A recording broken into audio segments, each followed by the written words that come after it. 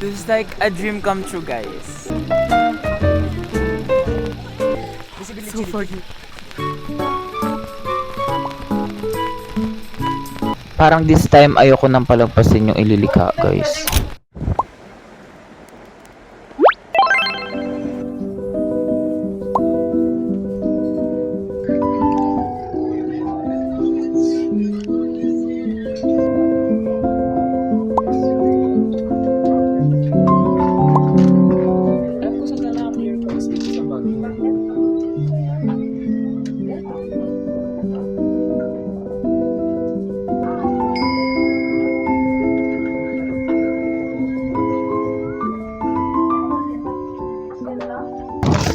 So that is ililikha. Hindi ako masyado nakapag-video kasi sobrang sikip at medyo nakaka-overwhelm there para mag-video or mag-vlog.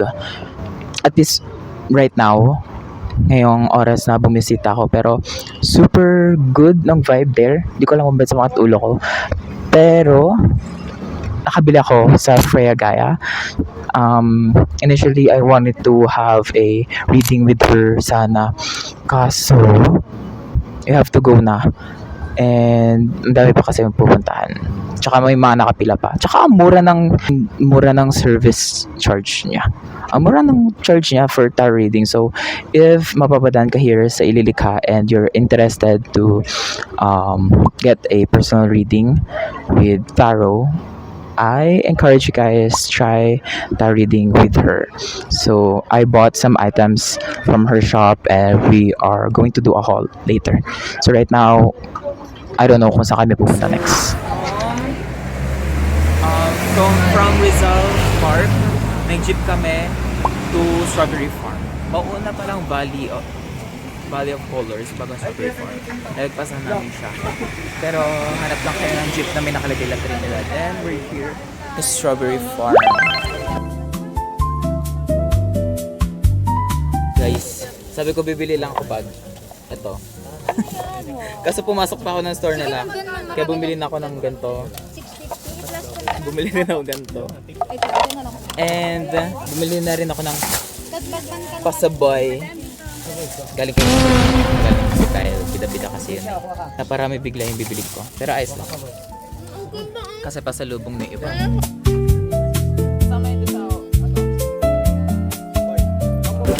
May basurahan ko dito.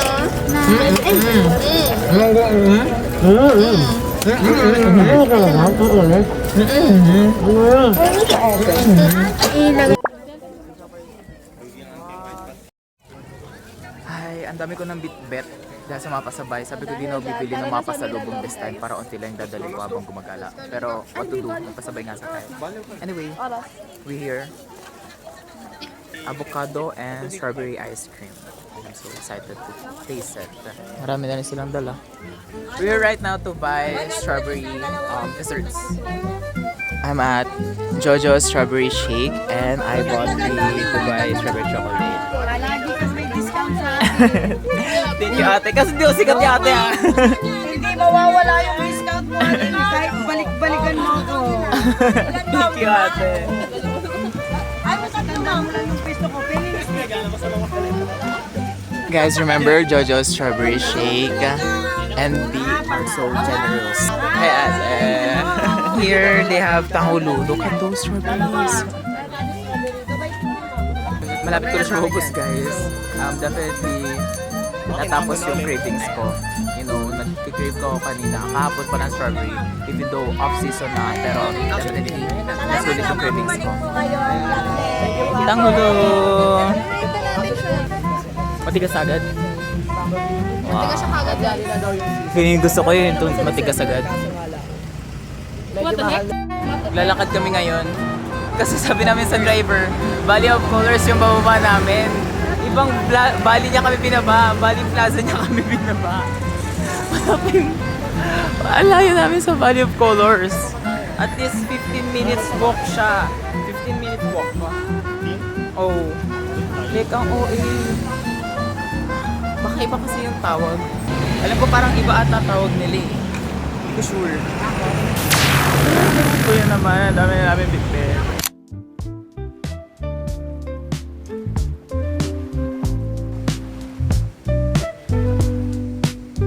Here's the iconic bridge. And here's the iconic Valley of Colors. Imagine yun, no, KJ, like blue lang siya, tapos meron pa siyang logo ng Mitsubishi and Honda. Tama diba, Honda ya? Like, what the hell? Ano yun? Anong trip yun? There. Tatabi na yan. Pagod na ako, be. Nasa Valley of Colors pa rin kami, pero naupo na lang ako. Ayoko na mag-take ng pictures kasi nasa katara na ulo ko hanggang ngayon and ang dami ko lang dala. Super exhausted na ako. Tsaka na ulan. So, kailangan ko lang ng paracetamol and iced coffee. And piling ko magkakaroon na ako ng lakas ulit. Pero right now, malapit na talaga ako malobat. Not my phone though, but my body. Ayun. Piling ko ayos lang naman kahit hindi ako makapag-take ng pictures here sa Valley of Colors. Sayang lang, pero wala na talaga ako energy. Sobrang sakit na ng ulo ko.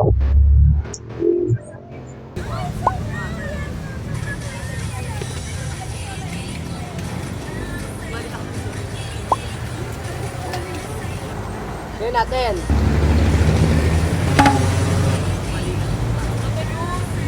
Balik, 3 seconds lang, 3 seconds. Gawin lagi natin.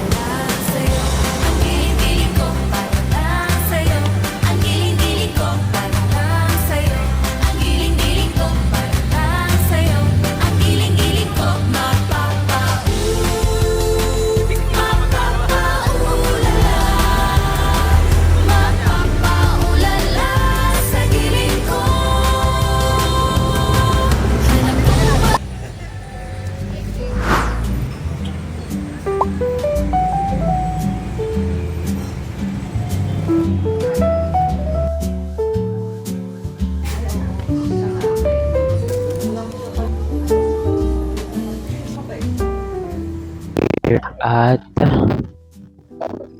Guess Haven Coffee and malapit siya dun sa church. So nakita ko lang siya nung mag Angel's Pizza dapat kami. Super cozy na vibe here. Maliit lang siya guys, so hindi siya for big people. Small space lang siya pero ang ganda, ang great, ang ganda ng vibe and merong view here. Meron namang balcony doon pero hindi ko kasi alam saan ko ilalagay yung camera. So, dito na lang ako sa loob din. Tsaka, yung mga gamit ko kasi, ang dami kong dala. I ordered their long black. Basically, iced Americano lang siya. And, 185 na to guys. So, you decide whether that's cheap or expensive or reasonable. But for me, you know me. I don't know, nasabi ko na ba? Pero, ang limit ko kasi when it comes to Spanish latte is 150. So, ang pinaka-limit ko for iced Americano is 120. And this one is 185. Pero they have outlet. Every table, merong saksakan ng kung ano man, phone, I don't know, laptop. So, definitely you can work or study here. Again, this is the Guess Haven Coffee. Perfect din siya. Tsaka parang wala na akong reklamo since super pagod na ako and ang sakit na ng ulo ko. Kailangan ko na ng glass of coffee. Wine glass of coffee. Sumasakit ang ulo ko pag hindi ako nakapagkape. Tapos I'm gonna be busy the whole day. Ang sakit talaga ng ulo ko. Like right now, grabe yung parusa ng ulo ko ngayon. So, napaka-helpful ng any coffee. And yeah, nawawala yung sakit ng ulo ko typically pag nakainom na ako ng kape, siguro mga 1 hour. Pero hindi sumasakit ang ulo ko buong araw pag nakainom na ako ng kape. Umaga pa lang or tanghali. Eh ngayon, magpa 5:30 na. Ngayon pa lang ako inom ng kape. Basta yun. Pero yun lang yung na-notice ko naman. Hindi ko naman sasabi na facts siya. Na-notice ko lang na mas gumagaan yung pakiramdam ko and hindi sumasakit yung ulo ko pag nakapag-kape na ako before. Maganda.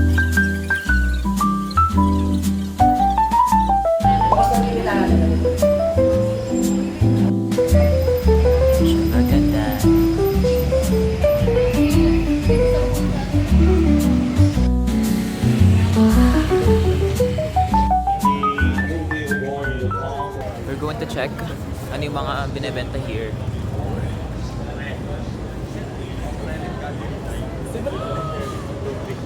Diyan yung Good Shepherd. And may mga souvenir stores lang siya here. So, pretty much yun lang. Ooh, may ganito pala here.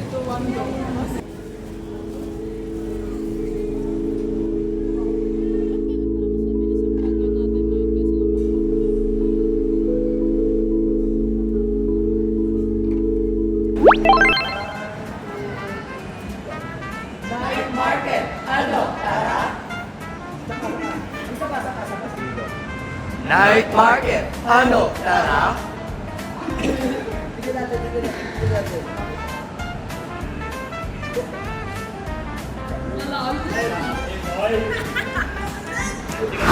Guys, kakauwi lang namin and pahirapan makauwi. Nag-post pa ako sa F. Pero naman ako nagre-report. Wala talaga kami mabook na taxi or Grab or InDrive. Grabe yung pahirapan na makapag-book. Kasi 11 PM na rin siya, guys. So, ang daming tao, lalo na ano kami sa Session Road banda. Until naghanap kami ng group page sa Facebook ng mga taxi. Ganun. Tapos nag-post ako looking for taxi from here to here.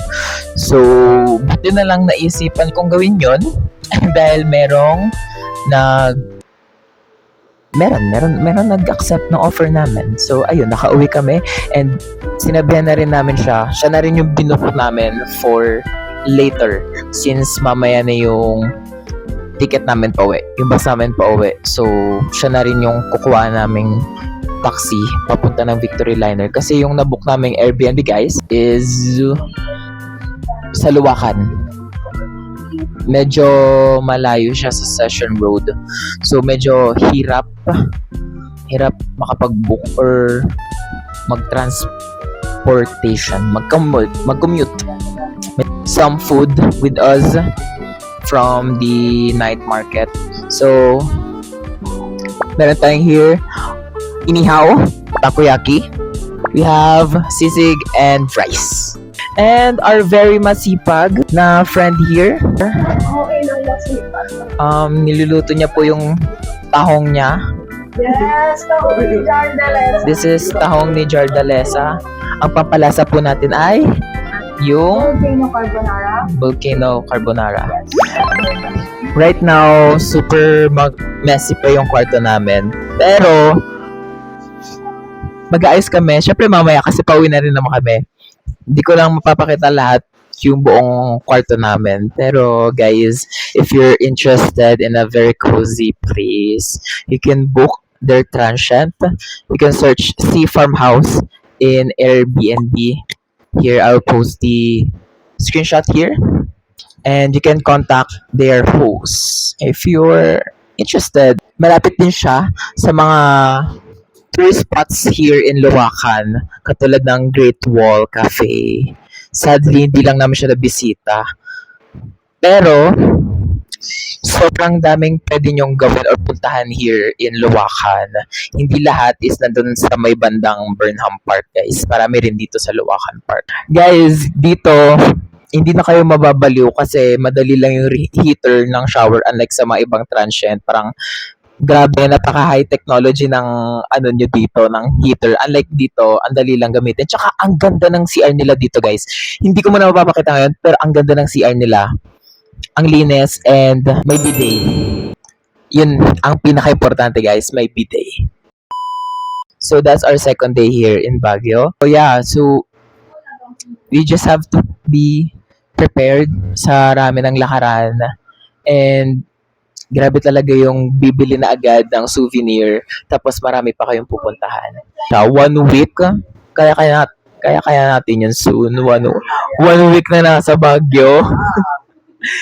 Siguro, kaya siya if ang budget natin mga nasa 15K, 15 to, siguro kaya 10? 10 to 15K. Pero tipid na yun, titipidin yun. Commute guys, kailangan nyo talaga pag-aralan or i-search paano i-utilize yung jeep. Kaysa mag-taxi or mag-grab.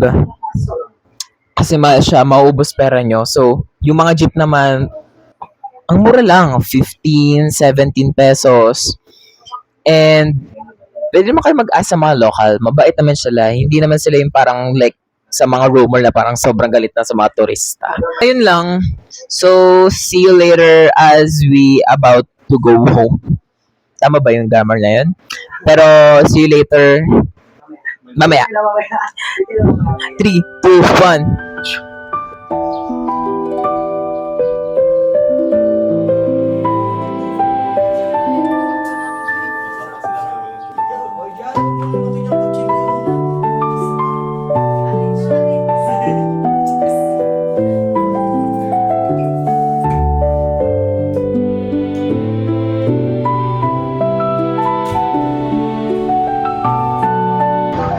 Good morning guys, we're here at Victory Liner Terminal and we're waiting for our bus. So it has come to an end again. Yeah, it was good. Wala ko yung masabi. Parang nasulit naman siya yung Sponty Baguio kahit pa paano. I feel like ang dami naming natutunan this trip.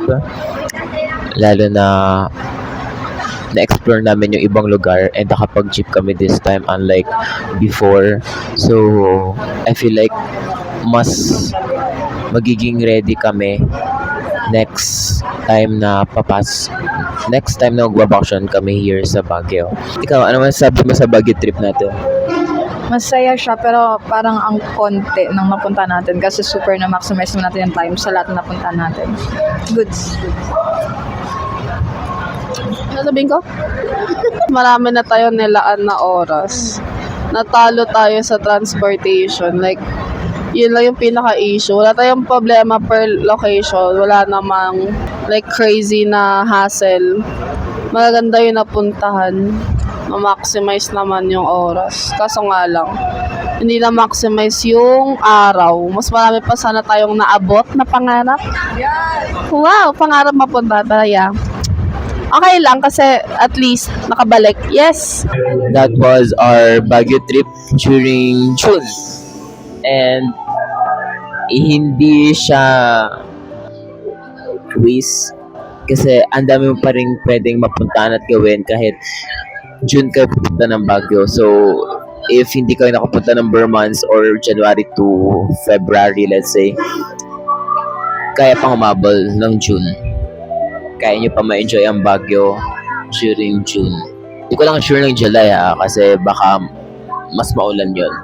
Pero, ayun lang, baka during June, laging maulan or maambon ata paghapon here in Baguio. So, yeah, be prepared. Laging dumating ng maaga sa bus. Para hindi ka maging chance passenger. Agree pa kayo? Agree. Hindi. Lang, that's our trip for Baguio. Thank you so much for watching and see you on to the next one. Bye-bye.